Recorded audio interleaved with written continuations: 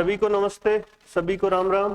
अपने कल पढ़ा था सेंटेंस के टाइप के बारे में, और उस टाइम मैंने आपको हेल्पिंग वर्ब या ऑक्सिलरीज के बारे में थोड़ा बहुत डिस्कशन किया था कि 24 ऑक्सिलरीज होती हैं, हेल्पिंग वर्ब होती हैं। और डब्ल्यूएच वर्ड के बारे में मैंने बताया था कि भी डब्ल्यूएच वर्ड मोस्टली जो अपने बेसिकली 9 डब्ल्यूएच वर्ड होते हैं। तो आज अपने बात करेंगे हेल्पिंग वर्ब या ऑक्सिलरी वर्ब के बारे में, ठीक है। तो अब मैंने कल आपको बताया था कि 24 ऑक्सिलरीज होती हैं, उनमें से 13 मॉडल ऑक्सिलरीज होती हैं, और जो अपने टेंस के अंदर काम में लेते हैं, एक्टिव पैसिव में काम में लेते हैं, डायरेक्ट से इनडायरेक्ट बनाते टाइम जो काम में लेते हैं, वो ऑक्सिलरीज कितनी होती हैं, उनकी संख्या में कितनी होती है 11, ठीक है। वो बनती किससे है? डू, बी और हैव की फॉर्म से।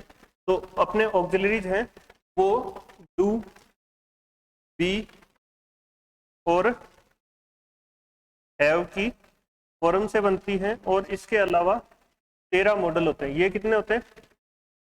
बेसिक जो ऑक्सिलरीज हैं वो 11 होती हैं, डू, बी और हैव की फॉर्म से बनती हैं, और 13 जो ऑक्सिलरीज हैं वो होते हैं models.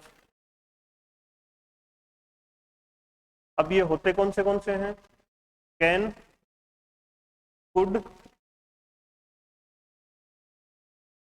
Could, may, might, shall,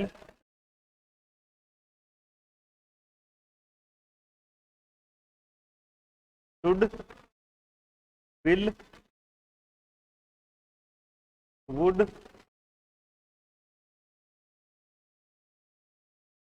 फिर उसके बाद में मस्ट, यूज्ड टू, यूज्ड, इसके आगे ये दो यूज्ड और ought, इन दोनों के बाद में टू इन्फिनेटिव आता है, ठीक है। और उसके बाद में नीड और देयर। ये 8 तो ये हो गए, 9, 10, 11, 12, 13, ये 13 मॉडल ऑक्सिलरीज होते हैं। और 11 जो ऑक्सिलरीज होती हैं ये प्राइमरी ऑक्सिलरीज होती हैं, ये डू, बी और हैव की फॉर्म से बनती है। इनके अलावा कोई भी चीज हेल्पिंग वर्ब नहीं हो सकती। तो अब अपने डिस्कस करते हैं डू, बी और हैव के फॉर्म के बारे में। देखो, अगर आपको डू, बी और हैव की फॉर्म याद है तो आपको ना तो हेल्पिंग वर्ब में कहीं दिक्कत आएगी, ना आपको जैसे हेल्पिंग वर्ब टेंस के अंदर जो हेल्पिंग वर्ब यूज करते हैं उसके अंदर आपको कहीं समस्या नहीं आएगी। उसके अलावा अगर आपको टेंस का चार्ट याद हो जाता है, मैं आपको बताऊंगा कि भी टेंस के अंदर कौन सी हेल्पिंग वर्ब यूज करते हैं। वो चीज कंप्लीट होने के बाद में अपने उसी से डायरेक्ट से इनडायरेक्ट का चार्ट बना लेंगे।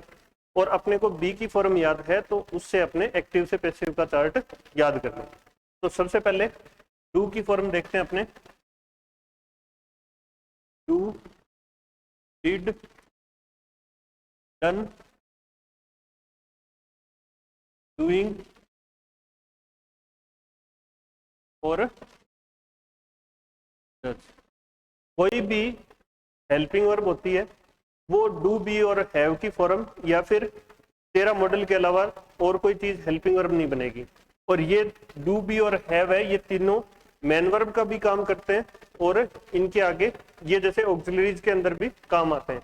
तो कोई भी वर्ब होती है उसकी 5 फॉर्म अपने इंग्लिश में यूज करते हैं।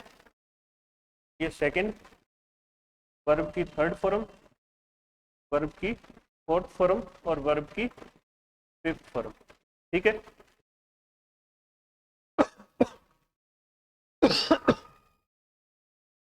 अब इसकी बी की फॉर्म बी, इज, एम और आर। इसकी सेकंड फॉर्म होगी वॉज या फिर वर।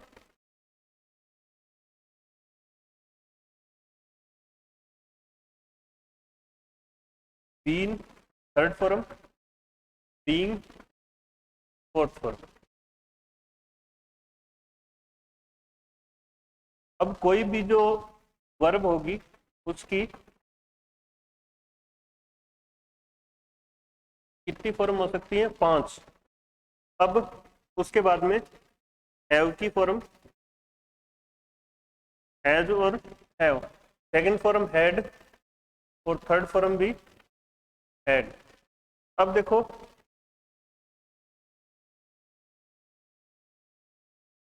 हैव की आईएनजी अगर अधिकार बताने के लिए, पोजीशन बताने के लिए अगर करते हैं तो हैव की आईएनजी फॉर्म नहीं बनती, लेकिन हैव का यूज अगर अपने खाना खाने या एंजॉय करने के लिए करते हैं तो हैव की आईएनजी फॉर्म बनती है। इनकी फिफ्थ फॉर्म नहीं बनती, क्यों? क्योंकि देखो डू है ये फर्स्ट फॉर्म है और फर्स्ट फॉर्म हमेशा प्लूरल फॉर्म होती है, ठीक है। इसकी बेस फॉर्म भी यही है और प्लूरल फॉर्म जैसे फर्स्ट फॉर्म भी यही है। बी की, इन सभी की बेस फॉर्म बी है, इसकी सभी की बेस फॉर्म कौन सी है? बी है, ठीक है। इसकी बेस फॉर्म बी है, इसकी बेस फॉर्म हैव है। यानी बेस फॉर्म का मतलब ये हुआ कि इनकी उत्पत्ति जो हुई है वो किससे हुई है? बी से हुई है, ठीक है। बी की फॉर्म इज है, बी की फॉर्म इज है, इज की फॉर्म बी नहीं है। वॉज किसकी फॉर्म है? वर किसकी फॉर्म है? बी की फॉर्म है, नहीं कि इज की फॉर्म है, ठीक है। अब बी की फर्स्ट फॉर्म अपने याद रखने के लिए ये आगे बहुत काम आएगी। अगर आपको ये याद है तो आपको प्रेजेंट टेंस और पास्ट टेंस का अंतर है वो समझ में आ जाएगा, ठीक है। जैसे प्रेजेंट हमेशा फर्स्ट फॉर्म में रहता है और पास्ट हमेशा सेकंड फॉर्म में रहता है, ठीक है। तो फर्स्ट फॉर्म है वो प्रेजेंट फॉर्म होती है और फिफ्थ फॉर्म भी प्रेजेंट फॉर्म होती है। फिफ्थ फॉर्म है जो एस वाली, ये जब वर्ब के, पिछली क्लास में मैंने बताया था कि वर्ब को सिंगुलर बनाते हैं तो क्या करते हैं? एस लगाते हैं। अभी एक एग्जांपल दिया था मैंने आपको, बॉय और बॉयज, गो और गोज। तो मैंने ये बताया था कि जब नाउन के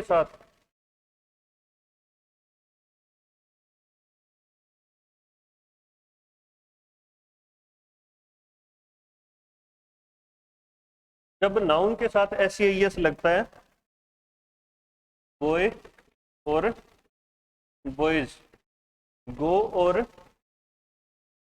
गोज। तो मैंने बताया था पिछली क्लास में कि जब नाउन के साथ एस लगता है तो वो प्लूरल हो जाती है।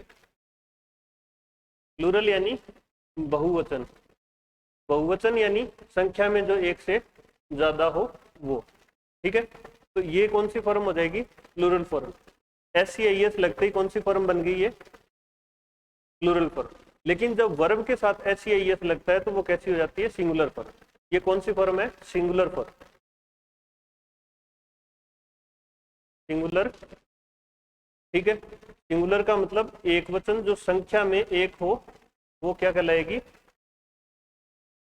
सिंगुलर हेल्पिंग, सिंगुलर वर्ब, ठीक है। अब पिछले के अंदर देखते हैं अपने। अब देखो बेसिकली अपने जो टेंस है उसके अंदर या फिर एक्टिव पैसिव के अंदर इनमें से कोई चीज यूज करते हैं। अब देखो मैंने बताया था 12 होती हैं हेल्पिंग वर्ब, तो ये एक हो गई, 2, 3, 4, 5, 6, 7, 8, 9, 10 और 11। ये कितनी हेल्पिंग वर्ब होगी अपनी? 11। और उसके अलावा मैंने बताया था 13 मॉडल होते हैं, ये वाले मॉडल, 13 मॉडल और 11 ऑक्सिलरीज जो प्राइमरी ऑक्सिलरीज है ये होती है और ये मॉडल ऑक्सिलरीज होते हैं, ठीक है। मॉडल ऑक्सिलरीज या हेल्पिंग वर्ब बोल दो, एक ही बात है, ठीक है। अब इसके बाद में देखो ये चीज समझ में आ जाती है तो अपने को अब इनमें ये चीज समझनी पड़ेगी कि भी सिंगुलर हेल्पिंग वर्ब कौन सी है और प्लूरल हेल्पिंग वर्ब कौन सी है। ये अपने अगले इसी चीज के अंदर देखेंगे। जिस वर्ब के लास्ट में एस या ईएस आ रहा है वो सारी क्या है? सिंगुलर है, और जिन वर्ब के लास्ट में एस या ईएस नहीं आ रहा है वो क्या है? प्लूरल है। मॉडल के बाद में एक चीज और याद रखनी है अपने को, ये मॉडल है जितने भी, इनके बाद में हमेशा मेन वर्ब की कौन सी फॉर्म आती है? फर्स्ट फॉर्म आती है, ठीक है। ये अपने लिख लेते हैं, नोट लगा के लिख लो इसको।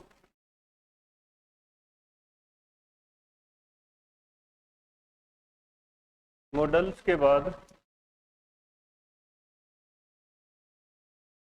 हमेशा बेस फॉर्म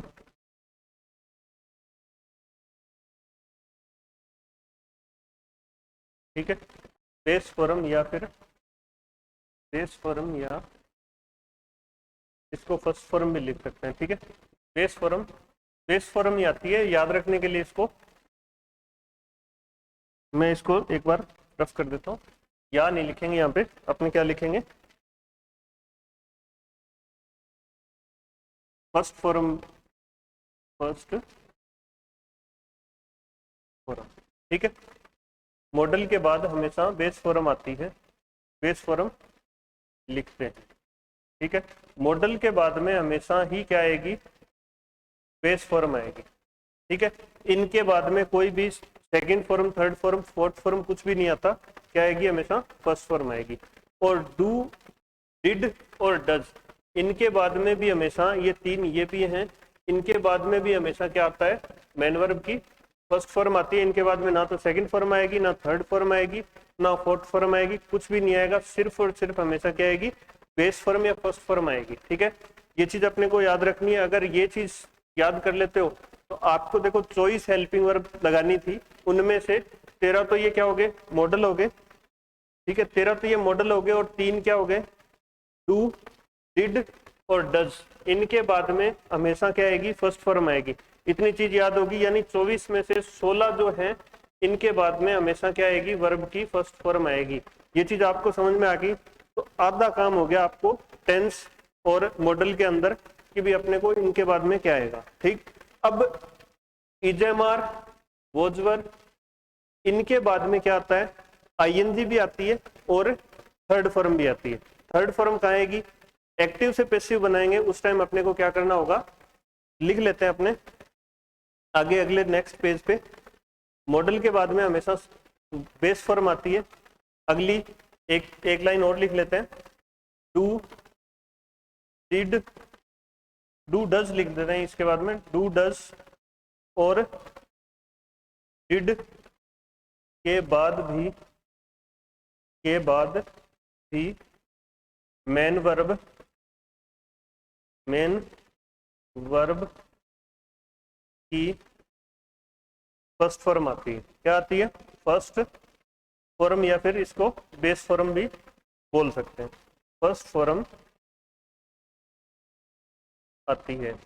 इनके बाद में डू, डज, डिड और मॉडल्स जितने भी अपने 13, can, could, may, might, shall, should, will, would, use to, must, ought to, need, dare, ये जो अपने मॉडल थे उनके बाद में, और डू, डिड और डज के बाद में हमेशा क्या आएगी, बेस फॉर्म आएगी या फर्स्ट फॉर्म आएगी। ठीक है, अब दूसरा हेल्पिंग वर्ब अपने कौन सी होती है, प्रेजेंट कंटिन्यूअस के अंदर इजेमार और पास्ट कंटिन्यूअस के अंदर क्या होती है, वॉज वर।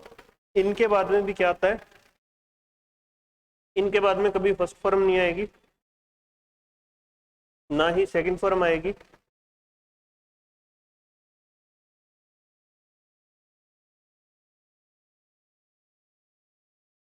इज, एम और आर के बाद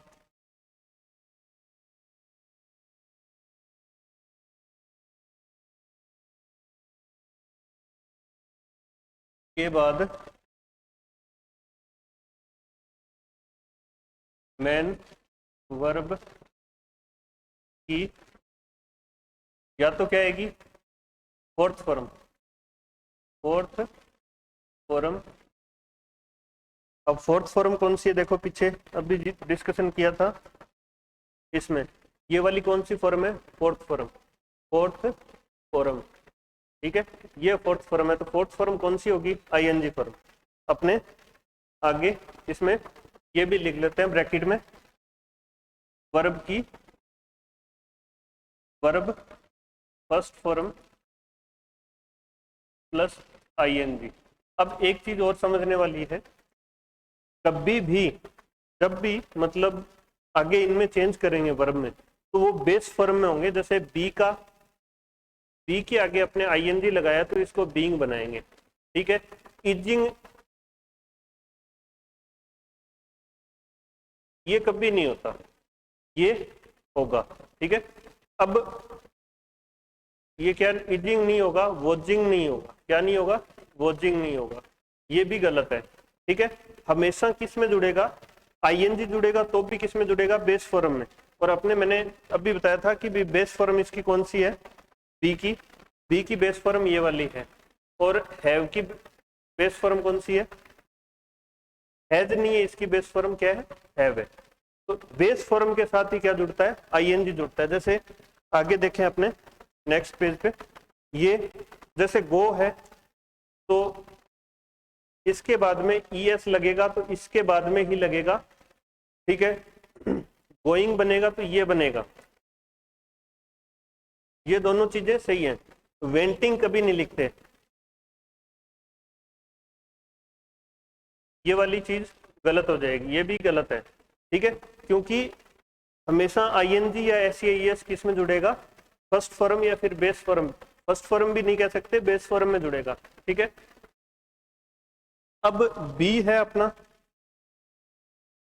एकमात्र वर्ब है जिसकी 8 फॉर्म होती है, इसकी बी की 8 फॉर्म होती है सबसे ज्यादा। ठीक है, अब जरूरी नहीं है कि प्रत्येक वर्ब की कितनी फॉर्म हो, 5 फॉर्म हो, किसी की 4 भी होती हैं, किसी की 3 भी होती हैं। कुछ वर्ब ऐसी हैं जिनकी आईएनजी फॉर्म नहीं बनती, जैसे सी है, टेस्ट है, स्मेल है, हियर है, प्रीफर है, नोटिस है, रिकॉग्नाइज है। इस टाइप की जो वर्ब है इनकी आईएनजी फॉर्म नहीं बनती। क्यों, क्योंकि ये कंटिन्यूस जो चीजें हैं, जो कंटिन्यूस फॉर्म होती है वो कौन सी होती है, आईएनजी फॉर्म होती है। ठीक है, तो कंटिन्यूस टेंस के अंदर इनकी आईएनजी फॉर्म नहीं बनती। और कंटिन्यूस टेंस जब भी आएगा तब बी की फॉर्म लगेगी, इजेमार, वॉजवर, ये वाली। परफेक्ट जब भी आएगा तब किसकी फॉर्म लगेगी, हैव की। और इनके बाद में मोस्टली आईएनजी फॉर्म आती है, और इनके बाद में हमेशा ही थर्ड फॉर्म आती है, और इनके अलावा कोई फॉर्म हैज हैव के बाद में नहीं आती। ठीक है, तो ये अपना दूसरा कॉन्सेप्ट हो गया। इजेमार के बाद मैन वर्ब की फोर्थ फॉर्म, ठीक है, या फिर आईएनजी फॉर्म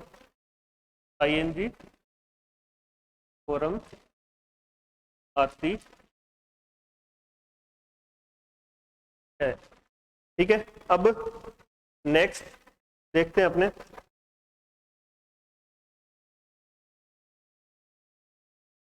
हैज या हैव या फिर हैड के बाद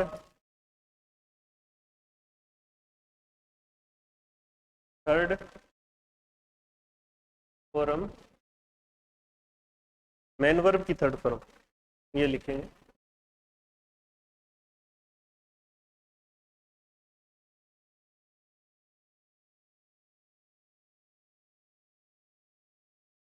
क्या लिखो, मैन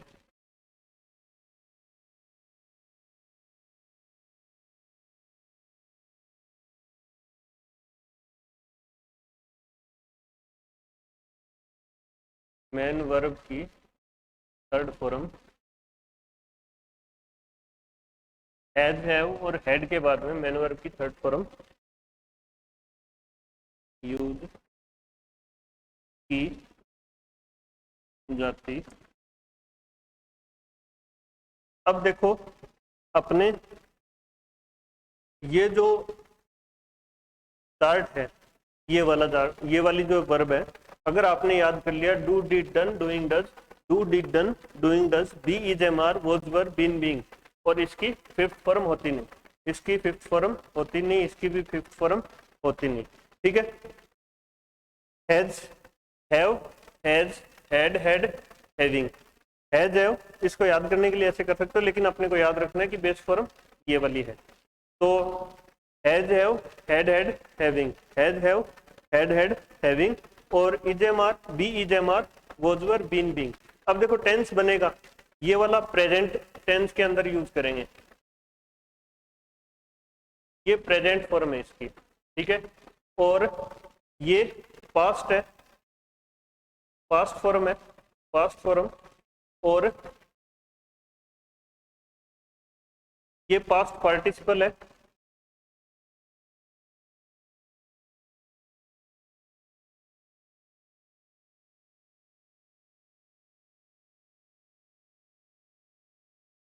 और ये प्रेजेंट पार्टिसिपल है, ठीक है, ये प्रेजेंट पार्टिसिपल है, और ये वर्ब की फिफ्थ फॉर्म है, ये भी प्रेजेंट फॉर्म होती है, ये भी क्या होगी, प्रेजेंट फॉर्म, ठीक है। अब वर्ब की सिंगुलर, ये वर्ब की सिंगुलर फॉर्म है, अपने इसके बारे में डिस्कशन इसमें कर चुके कि वर्ब के साथ जब एस लग जाता है, वर्ब के साथ एस लग जाता है तो वो क्या हो जाती है, सिंगुलर हो जाती है। ये तो क्या है, वर्ब है, और ये क्या है, नाउन है। ये वाली क्या है, नाउन है, और ये वाली क्या है, वर्ब है। वर्ब के साथ जब एस लगता है तब वो सिंगुलर हो जाती है, लेकिन जब नाउन के साथ एस लगता है वो प्लूरल हो जाती है। तो इसमें अपनी ये चीज देख चुके किसके साथ क्या आता है। अब इसका चार्ट में कैसे यूज करेंगे, अपने टेंस चार्ट देखते हैं पहले, कि टेंस चार्ट कैसे बनेगा वो चीज अपने एक बार देख लेते हैं, ठीक है। तो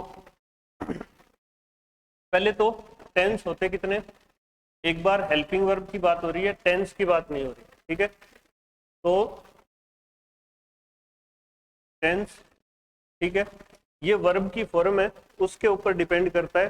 टेंस मॉडर्न इंग्लिश के अंदर दो ही माने जाते हैं, प्रेजेंट और पास्ट, क्योंकि फ्यूचर की फॉर्म अपने जैसे पांचों फॉर्म अभी बताइए मैंने आपको कि फर्स्ट फॉर्म प्रेजेंट फॉर्म होती है, सेकंड फॉर्म पास्ट फॉर्म होती है, और थर्ड फॉर्म पास्ट पार्टिसिपल होता है, और थर्ड फॉर्म जो होगी, थर्ड फॉर्म पास्ट पार्टिसिपल हो गया, और उसके बाद में जो फोर्थ फॉर्म थी आईएनजी फॉर्म थी वो प्रेजेंट पार्टिसिपल होता है, और फिफ्थ फॉर्म भी क्या होती है, प्रेजेंट फॉर्म। इनमें अपने कहीं पे भी जिक्र नहीं किया कि ये फ्यूचर फॉर्म है, ठीक है। तो मॉडर्न इंग्लिश के अंदर फ्यूचर को टेंस नहीं मानते, लेकिन अपने इसको टेंस मान के ही पढ़ेंगे, क्योंकि अपने जो एग्जाम्स के अंदर जो क्वेश्चन पूछे जाते हैं वो तीनों को ही टेंस मान के पूछे जाते हैं, ठीक है। तो उसके लिए पहले जरूरी है कि अपने को टेंस के टाइप पता हो, कौन से,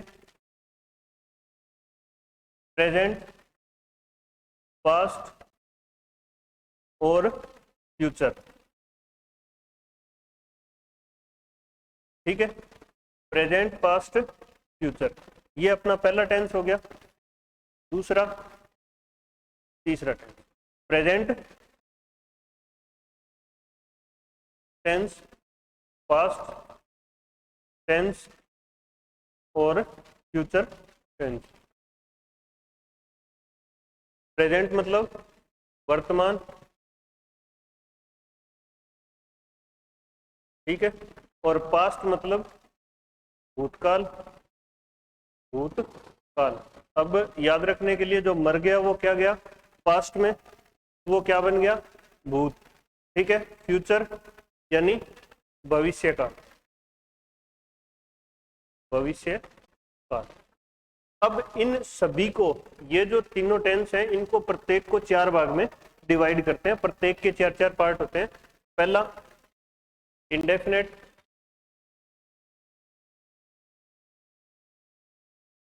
दूसरा कंटिन्यूअस टेंस,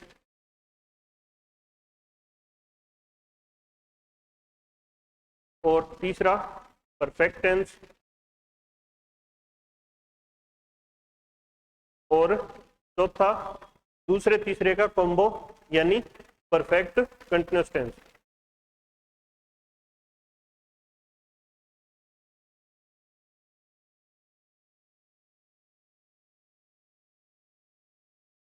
ये कौन सा हो गया, परफेक्ट कंटिन्यूअस टेंस। अब देखो,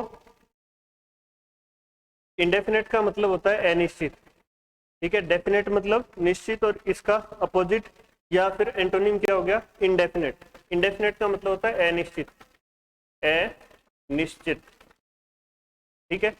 इसमें जो चीजें बताई जाएंगी, जो टाइम की एडवर्ब होगी या फिर कोई भी जो कंडीशन बताई जाएगी वो अनिश्चित होंगी। कंटिन्यूअस टेंस के अंदर जो भी काम, जिस टाइम की बात कर रहे होंगे उस टाइम वो काम चल रहा होगा, ठीक है। अब इसको प्रोग्रेसिव भी बोलते हैं और अनकंप्लीट भी बोलते हैं। प्रोग्रेसिव इसलिए बोलते हैं क्योंकि कंटिन्यूअस जो लगातार चल रहा है उसको क्या बोलेंगे, प्रोग्रेसिव, यानी प्रोग्रेस में वो काम बढ़ रहा है, तो इसका मतलब वो कंटिन्यूअस टेंस हो जाएगा। कंटिन्यूअस मतलब लगातार, और परफेक्ट का मतलब कंप्लीट होता है, ठीक है। कोई भी आदमी परफेक्ट कब होगा, जब वो, कोई भी चीज परफेक्ट कब होगी, जब वो कंप्लीट होगी। जैसे ये मार्कर है, इसके अंदर कोई रिक्वायरमेंट नहीं है, एक्स्ट्रा कोई भी रिक्वायरमेंट नहीं है, अपने आप में पूरा है। इसमें सारी जो चीजों की डिमांड थी, जो जो बेसिक चीजें जरूरत थी, वो सारी चीजें इसमें आ गई।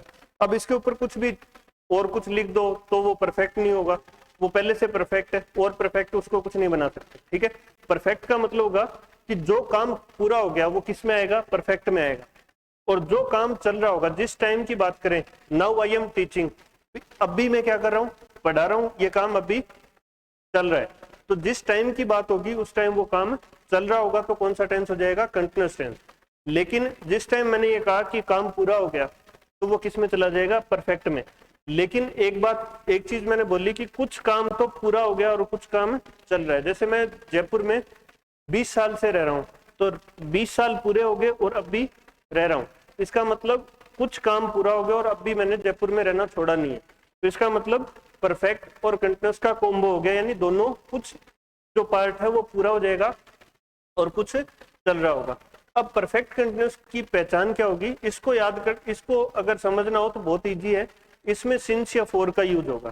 ठीक है, सिंस या फॉर का यूज ना तो इसमें होता है सिंस या फॉर प्लस टाइम, सिंस या फॉर प्लस टाइम ना तो इसमें यूज होता है और ना इसमें यूज होता है। सिंस या फॉर प्लस टाइम इसी में आएगा, इसके साथ आ सकता है, या फिर इसमें नॉन कंटिन्यूअस जो वर्ब है जिनकी आईएनजी फॉर्म नहीं बनती, वो किस में चली जाएंगी, परफेक्ट में चली जाएंगी। ठीक है, तो उनके साथ सिंस या फॉर का यूज हो जाएगा। लेकिन बेसिकली जो किसके साथ यूज होगा, परफेक्ट कंटिन्यूअस टेंस के अंदर ही सिंस या फॉर प्लस टाइम का यूज होगा। अब सिंस किसके साथ आएगा और फॉर किसके साथ आएगा, सिंस का यूज होगा पॉइंट ऑफ टाइम के साथ, और फॉर का यूज होगा पीरियड ऑफ टाइम। याद रखने के लिए, जैसे बजे वार सन तारीख, बजे वार सन तारीख, बजे मतलब कितने बजे, 5 बजे, 6 बजे, 7 बजे, वार मतलब संडे मंडे ट्यूसडे। ठीक है, सन यानी 2020 2000, ठीक है, 2007, इस टाइप से कुछ भी जो भी अपने एक सन दे रखा है, ठीक है, तो वो किस में आ जाएगा, उसके साथ क्या आएगा, सिंस आएगा। ठीक है, उनसे पहले जस्ट सिंस आएगा। तो ये चीज समझ में आ गई, ये चीज समझ में आ गई कि कोई काम चल रहा है तो कंटिन्यूअस टेंस, अगर कोई काम पूरा हो गया तो परफेक्ट टेंस, काम का कुछ हिस्सा पूरा हो गया और कुछ हिस्सा चल रहा है, तो वो किस टेंस में आएगा, परफेक्ट कंटिन्यूअस में। अब पास्ट की बात हो रही होगी तो पास्ट परफेक्ट, भाई पास्ट में कोई काम पूरा हो गया तो पास्ट परफेक्ट में आ जाएगा, और अब भी कोई काम पूरा हुआ है तो वो प्रेजेंट परफेक्ट में आ जाएगा, और अगर फ्यूचर में कोई काम पूरा हो जाएगा तो वो फ्यूचर परफेक्ट में आ जाएगा। तो इसका मतलब चीजें समझ में कब आएगी, जब अपने को पहले तो ये वाले कॉन्सेप्ट क्लियर हो जाएंगे। कंटिन्यूअस का मतलब जिस टाइम की बात करेंगे उस टाइम वो काम चल रहा होगा, और परफेक्ट में जो काम पूरा हो गया वो परफेक्ट में आएगा। अब उसके साथ अपने को टाइम की एडवर्ब मिलेगी, वो बताएगी अपने को कि ये कौन सा टेंस है, प्रेजेंट का है, पास्ट का है या फ्यूचर का है। फ्यूचर टाइम दिया होगा तो फ्यूचर टेंस होगा, फ्यूचर के साथ इन चार में से कोई एक होगा। अब फ्यूचर में जैसे I will be teaching next day, ठीक है, एट दिस टाइम, उस कल इस समय मैं पढ़ा रहा हूँ, तो फ्यूचर का टाइम आ रहा है। नाउ आई एम टीचिंग, तो इसका मतलब प्रेजेंट का टाइम आ रहा है। ठीक है, तो प्रेजेंट का टाइम आ रहा है तो प्रेजेंट का कंटिन्यूस हो जाएगा। और देन आई वाज टीचिंग, ये मैं बोलूंगा तो पास्ट का टाइम आ रहा है, देन, तब। ठीक है, तो वो इसमें आ जाएगा, इसमें पास्ट में, क्योंकि पुराना टाइम आ रहा है। तो कंटिन्यूस किसके साथ आएगा, जो काम जिस टाइम की बात करें उस टाइम वो काम चल रहा होगा तो कंटिन्यूस, अगर पूरा हो गया तो परफेक्ट, और कुछ हिस्सा पूरा हो गया और कुछ हिस्सा चल रहा हो तो परफेक्ट कंटिन्यूस। अब बात करें इंडेफिनेट की। इंडेफिनेट का मतलब होता है अनिश्चित। ठीक है, अनिश्चित कुछ चीजें, जैसे कोई काम पास्ट में मैं ये कहूँ कि मैं स्कूल जाता था, मैं कोचिंग जाता था, ठीक है, तो पहले मेरे को ये थोड़ी पता था कि भी मैं कोचिंग जाता हूँ आगे भी। ठीक है, एक कोई काम कंप्लीट हो गया अपने आप में, लेकिन उसकी एक अवधि होगी। कोई काम रेगुलर रूटीन एक्शन में होगा, या फिर कुछ ऐसी चीजें होती हैं, जैसे मैंने कहा H2O, हाइड्रोजन के 2 अणु और ऑक्सीजन का 1 अणु मिलाते हैं तो क्या बनेगा, जल बनेगा। यहाँ मिला रहे हैं तो भी बनेगा, यहाँ मिलाएंगे तो भी बनेगा, अगर पाकिस्तान में मिला रहे हैं तो भी बनेगा, और अमेरिका में मिला रहे हैं तो H2O से पानी बनेगा। अब मैंने कहा sun rises in the east, सूर्य पूर्व में उदय होता है, तो यहाँ अपने बात कर रहे हैं तब भी वो किस दिशा में, पूर्व में।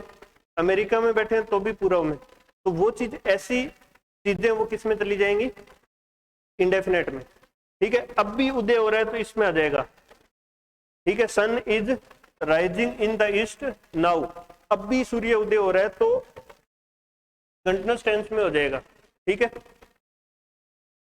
तो किसी ने पूछा कि भी सूर्य उदय हो रहा है क्या, तो आपने वो जवाब दे दिया कि भी हाँ उदय हो रहा है, कहाँ, पूर्व में, और अब भी उदय हो रहा है, ठीक है, ठीक है। इसका मतलब ये कॉन्सेप्ट क्लियर हो जाता है। आगे अपने इसको देखते हैं नेक्स्ट पेज पे, हेल्पिंग वर्ब कैसे बनेगी इसकी, ठीक है। ये कॉन्सेप्ट अपना क्लियर हो गया।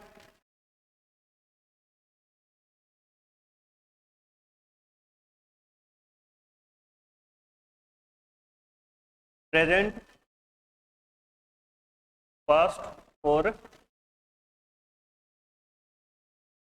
फ्यूचर, ठीक है। प्रेजेंट, पास्ट और फ्यूचर, ये तो अपने क्या हो गए मेन जो टेंस हैं वो। अब इनके प्रत्येक के 4 पार्ट होते हैं, कौन से, इंडेफिनेट, अभी बताया था मैंने, इंडेफिनेट, कंटिन्यूअस, परफेक्ट और परफेक्ट कंटिन्यूअस। तो इंडेफिनेट पहला लिखते हैं,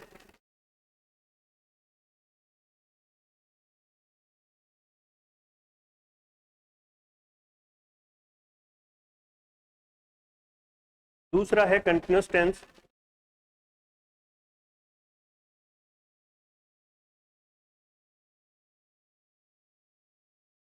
तीसरा अपना है परफेक्ट टेंस,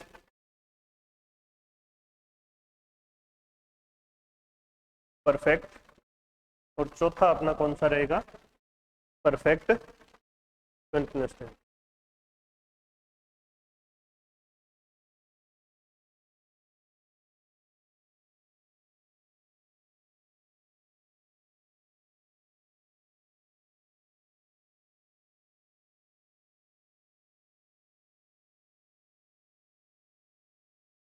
ठीक है, ये अपना टेंस चार्ट रहेगा। इसमें मैंने बताया था प्रेजेंट हमेशा कौन सी फॉर्म में रहता है, फर्स्ट फॉर्म में। अब अपने जो पीछे ये जो चार्ट देखा था ये वाला, इसमें से ये एडिटिव्स इसमें लिखेंगे, ठीक है। ये प्रेजेंट में आ जाएगा, इंडेफिनेट में, और ये वाला कंटिन्यूअस में आ जाएगा, और ये वाला परफेक्ट में आ जाएगा, ठीक है।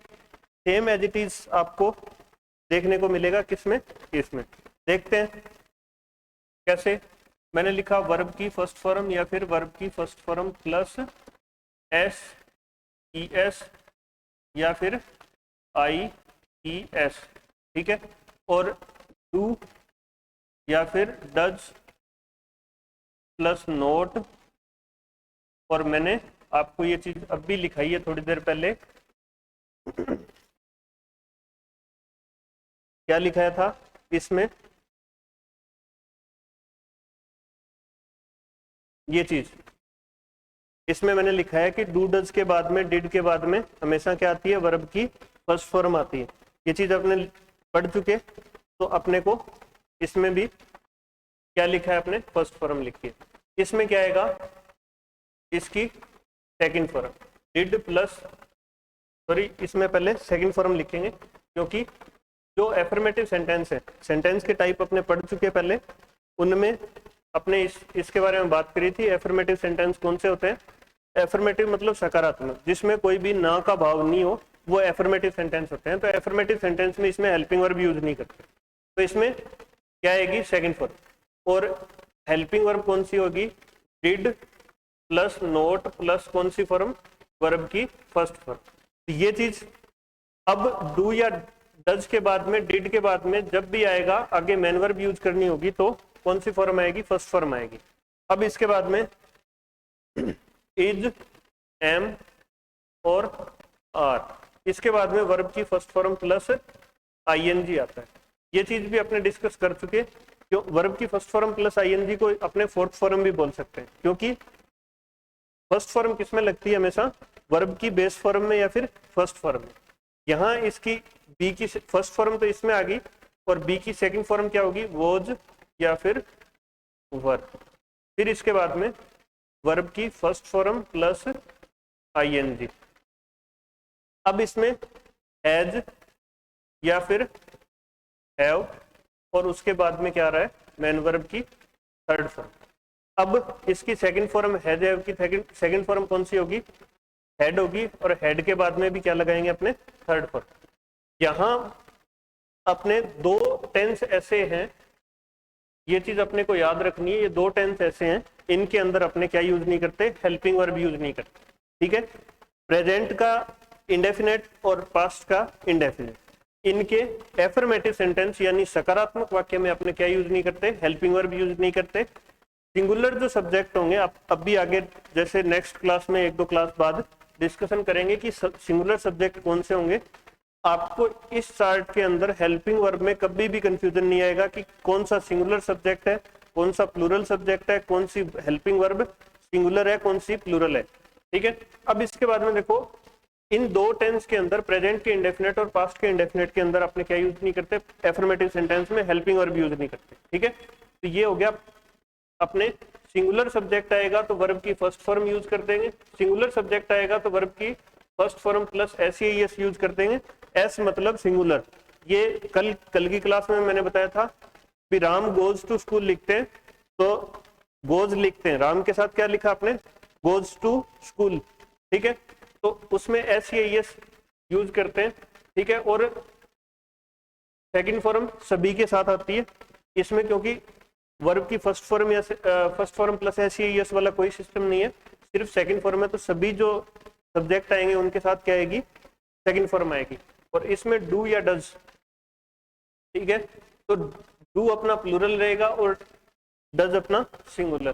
ठीक है, कंटिन्यूअस टेंस में बी की फॉर्म यूज कर रहे हैं अपने, ये वाली फर्स्ट फॉर्म है वो प्रेजेंट इंडेफिनेट प्रेजेंट कंटिन्यूअस में आ जाएगी, और जो बी की सेकंड फॉर्म है वो किस में आ रही है? पास्ट में। अब भी जैसे मैंने आपको ये चार्ट बताया था, ये वाली चीज बताई है, तो उस टाइम भी मैंने आपको ये बताया कि प्रेजेंट हमेशा फर्स्ट फॉर्म में रहता है और पास्ट हमेशा सेकंड फॉर्म में। पास्ट हमेशा ही सेकंड फॉर्म में रहता है, हेल्पिंग वर्ब है तो भी सेकंड फॉर्म में। अगर इनके बाद में जैसे अगर अपने वैसे वर्ब की बात करें तो ये कौन सी फॉर्म है? पास्ट फॉर्म है। कौन सी फॉर्म है? पास्ट फॉर्म है। इसमें भी अपने पास्ट में सेकंड फॉर्म ही यूज कर रहे हैं। ठीक है, हेल्पिंग वर्ब वाला पार्ट है या फिर सीधा ये जो वर्ब लिख रहे हैं वो भी सेकंड फॉर्म में है। अब उसके बाद में फ्यूचर की बात करें तो शैल, विल। मॉडल के बाद में मैंने बताया था फर्स्ट फॉर्म आती है यानी बेस फॉर्म आती है।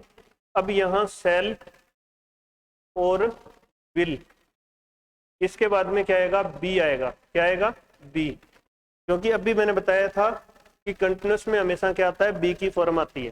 ठीक है, बी की फॉर्म आती है, बी प्लस वर्ब की फर्स्ट फॉर्म प्लस आईएनजी।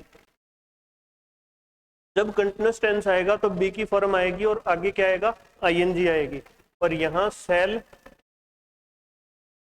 और विल, इसके बाद में बेस फॉर्म है होगी इसकी, और इसके बाद में थर्ड फॉर्म आएगी। और परफेक्ट के अंदर भी याद रखना है कि हैज हैव आता है, और उसके हैज हैव के बाद में अगर ये हेल्पिंग वर्ब है तो इसके बाद में हमेशा क्या आएगी? Third form. अब देखो ये कॉम्बो है परफेक्ट और कंटिन्यूअस का, तो परफेक्ट पहले परफेक्ट लिखते हैं तो इसमें हैज और हैव। ठीक है, तो मैंने अभी बताया कि हैज हैव जो परफेक्ट है उसमें हमेशा थर्ड फॉर्म आती है। तो अब आप अपने को आगे कंटिन्यूअस भी जोड़ना है इसमें, तो इसमें बी की थर्ड फॉर्म क्या हो जाएगी? बीन।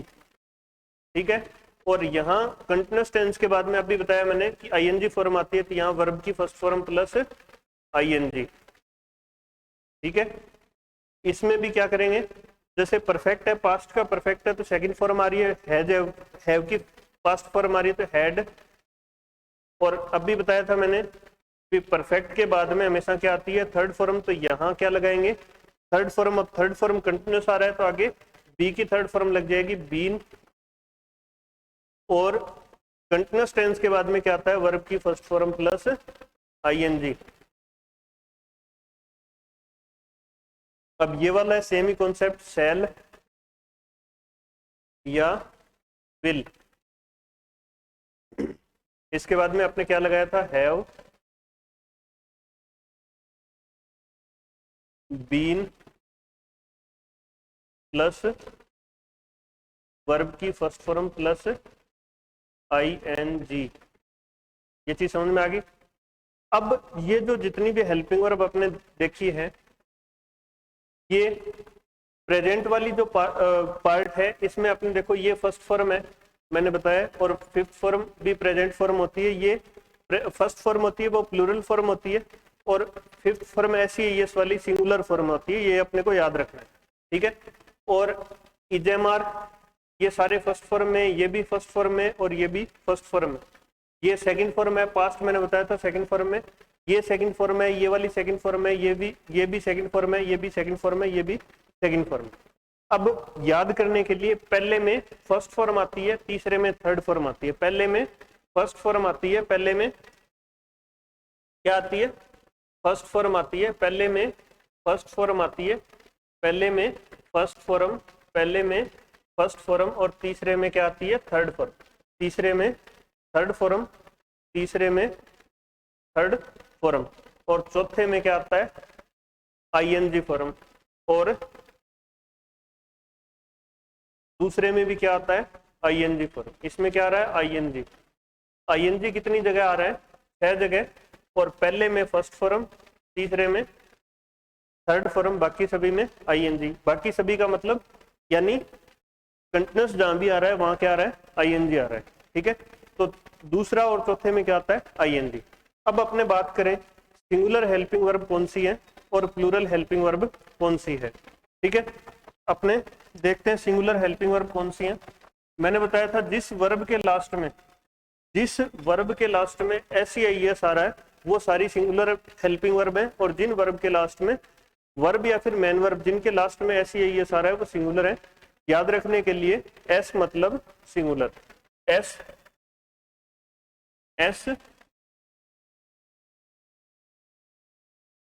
सिंगुलर यानी एक वचन, ठीक है। S मतलब सिंगुलर। अब देखते हैं कौन सी सिंगुलर हेल्पिंग वर्ब है। ये जो अपना चार्ट है इसमें देखते हैं कौन सी सिंगुलर हेल्पिंग वर्ब है, कौन सी प्लूरल है, ठीक है। अब देखिए वर्ब की फर्स्ट फॉर्म है, ये प्लूरल है, यहां लिख लेते हैं ऊपर।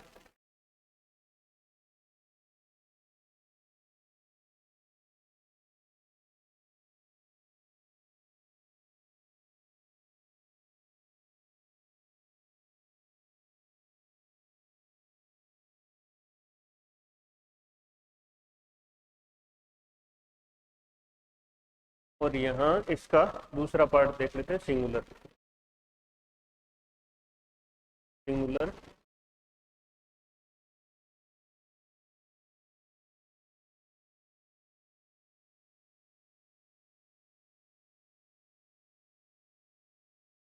ठीक है। अब देखो वर्ब की फर्स्ट फॉर्म है, ये प्लूरल है, और टेंस कौन सा है अपना?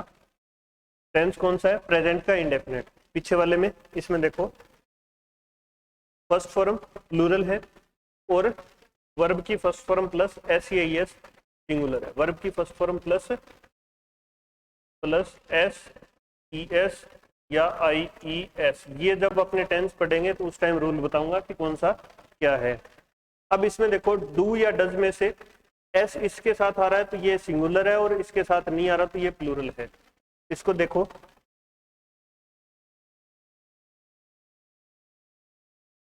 ठीक है। अब डू प्लूरल है और इसमें डज सिंगुलर है, ठीक है। दूसरा है उसमें वर्ब की सेकंड फॉर्म है, वो दोनों में आती है, सिंगुलर भी होती है और प्लूरल भी होती है, ठीक है।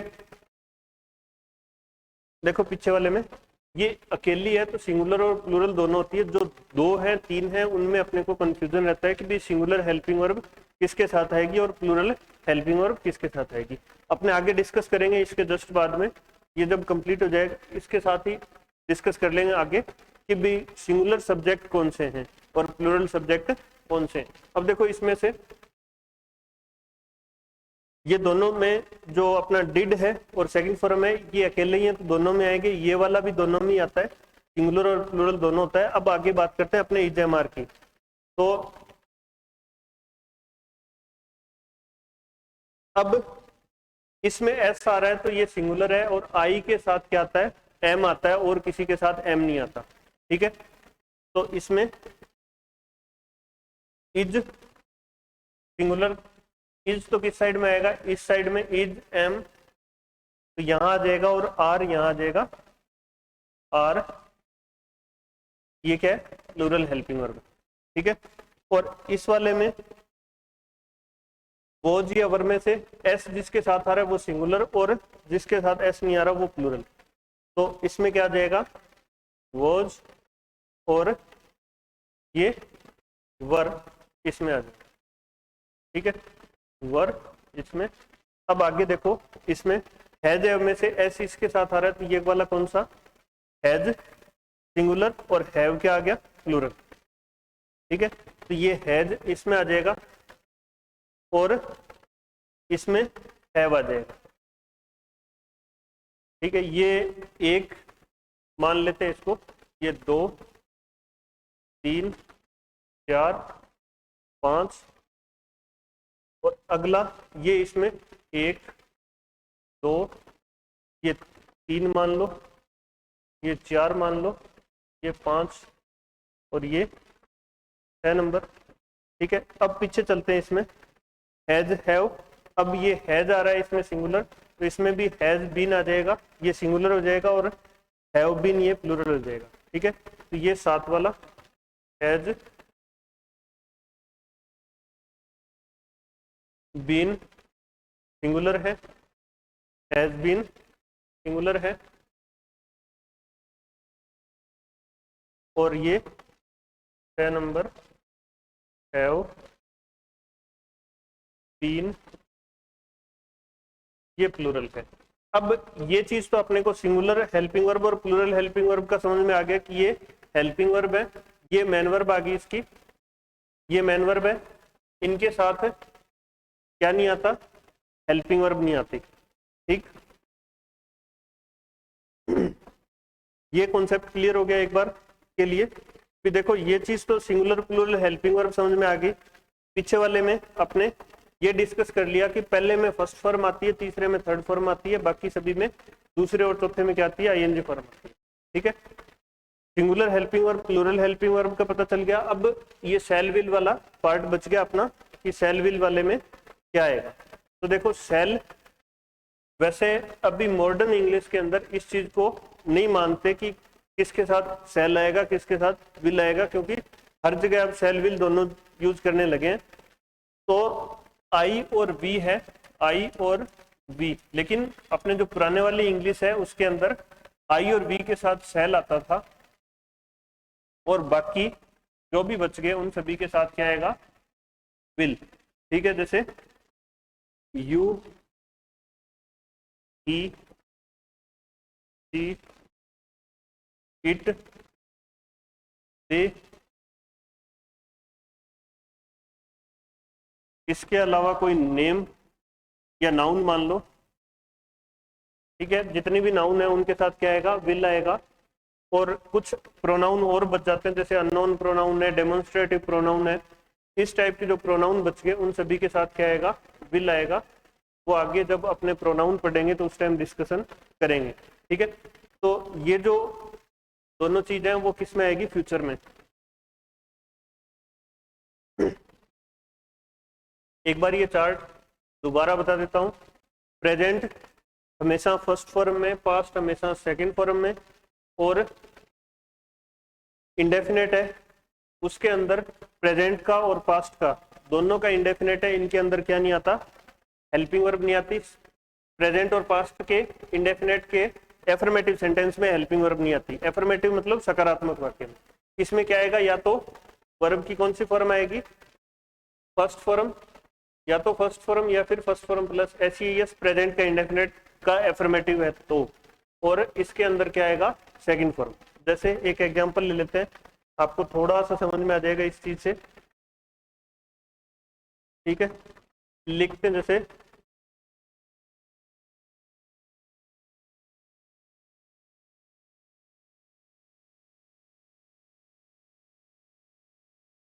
जैसे is Ramesh plays football, YS plays football. अब रमेश क्या है, अकेला है, यानी अकेला है तो ये सिंगुलर सब्जेक्ट हुआ, और वी प्ले फुटबॉल। अब वी क्या है, हम। अब मैंने जैसे क्लास के अंदर दो है हम, तो दो के लिए मैंने बोला वी प्ले फुटबॉल, ठीक है। अगर हम यहाँ 20-50 होते तो वी प्ले फुटबॉल, ठीक है। तो इसके साथ क्या आ रहा है, वर्ब की फर्स्ट फॉर्म आ रही है, और इसके साथ फिफ्थ फॉर्म आ रही है। यही चीज मैंने बताई थी कि जो फिफ्थ फॉर्म है वो हमेशा क्या होती है, सिंगुलर फॉर्म होती है। एस मतलब एस यानी सिंगुलर, ठीक है। एस यानी सिंगुलर। जिस वर्ब के लास्ट में, जिस वर्ब के लास्ट में, वर्ब के लास्ट में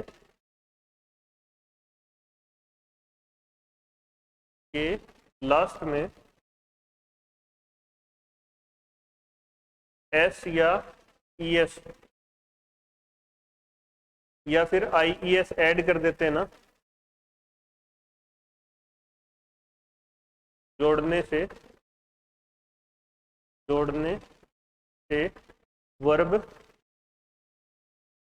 वर्ब सिंगुलर हो जाती है, सिंगुलर बनती है, सिंगुलर बनती है, ठीक है।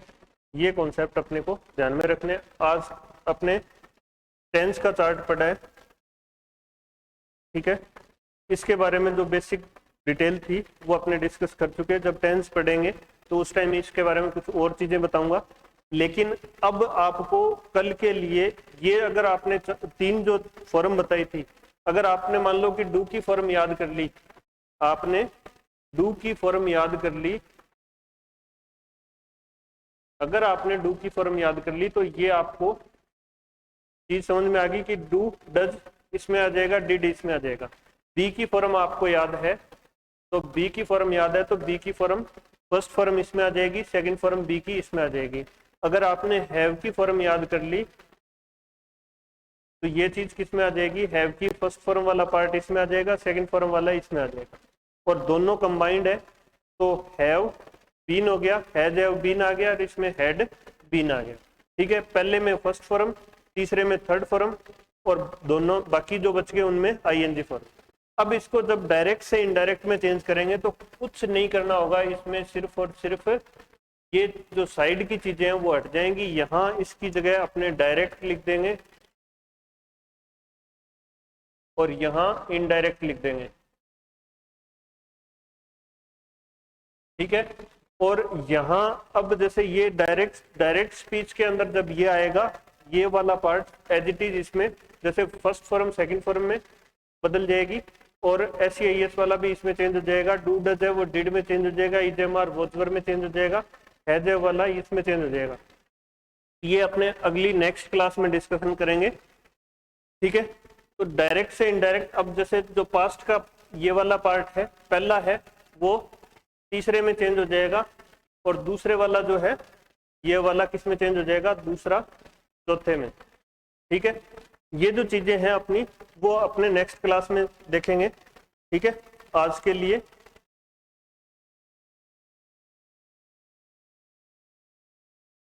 इतना ही।